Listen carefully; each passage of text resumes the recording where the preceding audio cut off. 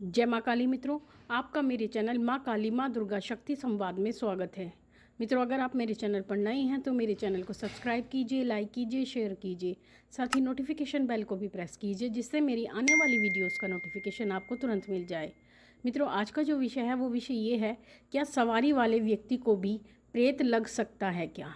देखिए, ये अपने आप में एक बहुत ही महत्वपूर्ण विषय है। इस विषय पर बहुत कम लोगों को जानकारी होती है और जो सवारी वाले बच्चे होते हैं उनको तो बिल्कुल भी इस विषय में कोई जानकारी नहीं होती।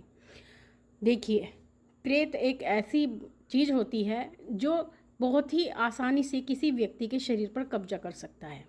कुछ ऐसे व्यक्ति होते हैं जिनके ऊपर प्रेत बाधा बड़ी आसानी से लग जाती है। इससे संबंधित वीडियो हमने पहले बना दी है। लेकिन अब जो बात आती है वो ये आती है कि जो सवारी वाले व्यक्ति होते हैं, क्या उनको भी प्रेत बाधा लग सकती है। तो इसका उत्तर है हाँ, लग सकती है।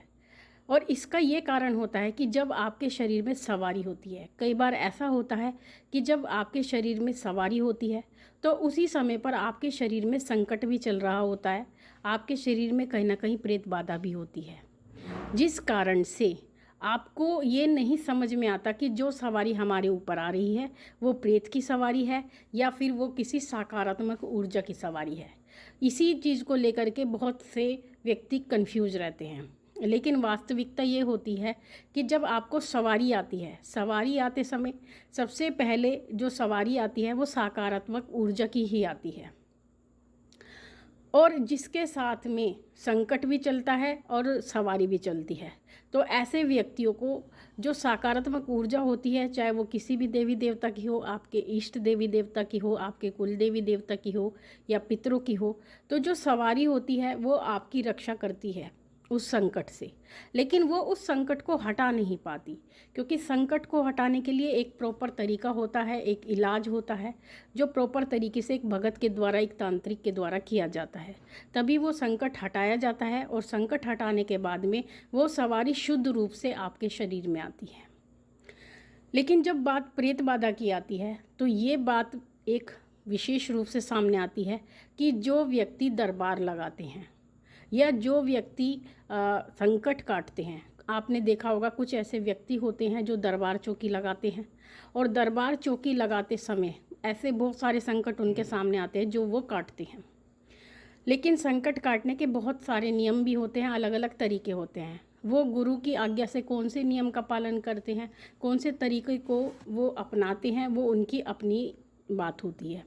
लेकिन जब वो संकट काटते हैं तो उस समय पर बहुत सारी ऐसी चीज़ें होती हैं जिनका एक व्यक्ति को ध्यान रखना होता है कि संकट काटते समय उसके पास गुरु मंत्र होना ज़रूरी होता है। संकट काटते समय वो अपने शरीर को गुरु मंत्र से प्रोटेक्ट करता है, एक सुरक्षा कवच गुरु मंत्र के द्वारा बनाया जाता है।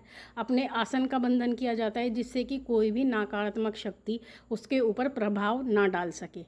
लेकिन जो व्यक्ति या जो बच्चे बिना गुरु के दरबार लगाते हैं और बिना गुरु के ही और बिना किसी सुरक्षा कवच के संकट काटते हैं, तो ऐसे व्यक्तियों पर जो सामने वाले व्यक्ति का संकट होता है या जो सामने वाले की प्रेत बाधा होती है वो उनके स्वयं के शरीर पर आ जाती है। ऐसी परिस्थिति में वो कहीं ना कहीं प्रेत बाधा से ग्रसित हो जाते हैं या कुछ संकट उनके घर में निवास करने लगते हैं, क्योंकि उनको तरीका नहीं पता होता कि संकट को काट करके उसका कैसे निवारण किया जाता है, उस प्रेत को कहाँ छोड़ा जाता है, उसको कैसे बांधा जाता है, उसको कैसे किसी के शरीर में से उतार के भेजा जाता है। तो ये सभी चीज़ें उनके पास अगर ज्ञान नहीं होता है, उनको पता नहीं होती है, तो इस कारण से वो अपने घर में ही उस संकट को, उस प्रेत को स्थान दे देते हैं और वही प्रेत बाधा आपके घर में रह करके उत्पात बन लगती है। अब दूसरी बात ये आती है, क्या सवारी के रहते प्रेत लग सकता है और सवारी के रहते शरीर में प्रेत क्यों लगता है और कैसे लग सकता है। देखिए, अगर आपके शरीर में जो भी सवारी बनती है, जो भी सकारात्मक ऊर्जा की किरण बनती है, वो आपके तप के आधार पर बनती है कि आपका जो तप है, आपकी जो पूजा है, आपका जो तपोबल है वो किस स्थिति का है। क्योंकि सकारात्मक ऊर्जा की जो शक्ति होती है वो आपके तप से बढ़ती है। सवारी की किरण तो सभी के शरीर में आती है, लेकिन उसको प्रबल करने का कार्य हमारा होता है। हम ही उस शक्ति में वृद्धि कर सकते हैं, हमारे द्वारा ही उस शक्ति को बढ़ाया जाता है। शक्ति स्वयं नहीं बढ़ सकती, शक्ति क्षीण हो सकती है लेकिन शक्ति स्वयं बढ़ती नहीं है, शक्ति को हमें ही बढ़ाना होता है। माँ भगवती या आपके इष्ट देव तो आपको एक किरण मात्र भेज देते हैं, लेकिन उसको प्रबल करने का कार्य हमारा होता है। तो ऐसी परिस्थिति में अगर आपके शरीर में सवारी रहती है और सवारी रहने के बाद में अगर आप कोई भी पूजा पाठ नहीं करते हैं, किसी भी प्रकार की कोई तप नहीं करते हैं, मंत्र जाप नहीं करते हैं, तो ऐसी परिस्थिति में जो सवारी आपके शरीर में आई है वो क्षीण सवारी होगी, यानी वो सवारी प्रबल नहीं होगी। और ऐसी परिस्थिति में अगर आप कोई लापरवाही करते हैं, कुछ जो नियम होते हैं अगर आप उनका पालन नहीं करते हैं, तो आपके शरीर में संकट लग सकता है। और जिनके शरीर में सवारियाँ होती हैं, मैं ये बात एक विशेष रूप से बताना चाहेंगे कि जिनके शरीर में सवारियाँ होती हैं उनको प्रेत बाधा बहुत आसानी से लग सकती है। कोई भी ऊर्जा उनके शरीर में बड़ी आसानी से प्रवेश कर सकती है। तो ऐसी परिस्थिति में उन्हें बहुत सारी सावधानियों का पालन करना पड़ता है, बहुत ज़्यादा ध्यान रखना पड़ता है। और इसीलिए अगर वो ध्यान नहीं करते हैं, लापरवाही करते हैं, किसी चौराहे से सुनसान जगह से निकलते हैं, रात के समय निकलते हैं, खुशबू लगा करके निकलते हैं, बाल खोल करके दोपहर में निकलते हैं, तो ये बहुत सारी ऐसी चीज़ें होती हैं जिस पर हम एक वीडियो अलग से बना के देंगे कि कौन सी आपकी ऐसी लापरवाहियाँ होती हैं जिसके कारण से आपको प्रेत बाधा लगती है। तो अगर इन कारणों से आप ये सभी गलतियां करते हैं तो आपके शरीर में आसानी से प्रेत बाधा लग जाती है, क्योंकि जो आपका शरीर का प्रकार होता है वो इस प्रकार से होता है कि कोई भी ऊर्जा आपके शरीर में बड़ी आसानी से प्रवेश कर सकती है, आ जा सकती है। लेकिन कुछ व्यक्ति ऐसे होते हैं जिनका शरीर ऐसा नहीं होता है, लेकिन सवारी वाले व्यक्तियों का शरीर अधिकांशतः ऐसा होता है कि कोई भी ऊर्जा उनके शरीर में आसानी से प्रवेश कर जाती है। तो ऐसे समय में वो संकट से ग्रसित हो जाते हैं, प्रेत बाधा से ग्रसित हो जाते हैं। तो अगर आप चाहते हैं कि आपके शरीर में सवारी रहते हुए आपको प्रेत बाधा ना लगे, तो आपको अपना तपोबल बढ़ाना होगा। तपोबल यानी जो पूजा है उसके माध्यम से आपको अपनी ऊर्जा को, अपनी शक्ति को निरंतर प्रबल करना होगा। अगर आप अपनी शक्ति को बढ़ाते हैं, क्योंकि प्रेत भी एक शक्ति होती है, आपके पास जो शक्ति है वो सकारात्मक है और प्रेत के पास जो शक्ति होती है वो नकारात्मक होती है। अगर आपकी सकारात्मक शक्ति उस नकारात्मक शक्ति से क्षीण पड़ती है, यानी आपका जो तपोबल है, आपकी जो ऊर्जा है, अगर वो उस प्रेत बाधा के सामने क्षीण पड़ जाती है, तो ऐसी परिस्थिति में वो प्रेत आपके ऊपर हावी हो जाता है।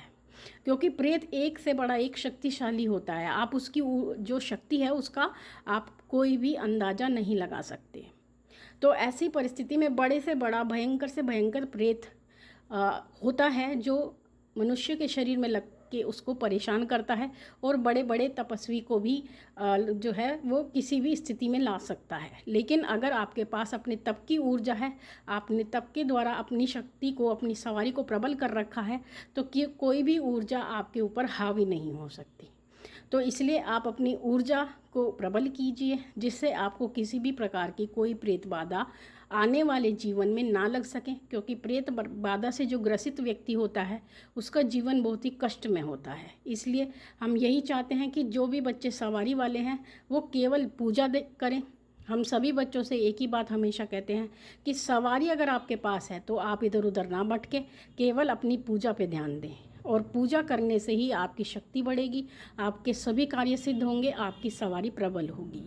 तो मित्रों, ये थी जानकारी आप सभी के लिए। माँ भगवती से यही प्रार्थना करते हैं कि वो आपके भंडारे भरती रहे, आपकी सभी मनोकामनाओं को पूर्ण करती रहे। आपसे फिर मिलते हैं अपनी अगली वीडियो में। तब तक के लिए जय महाकाली, जय महाकाल।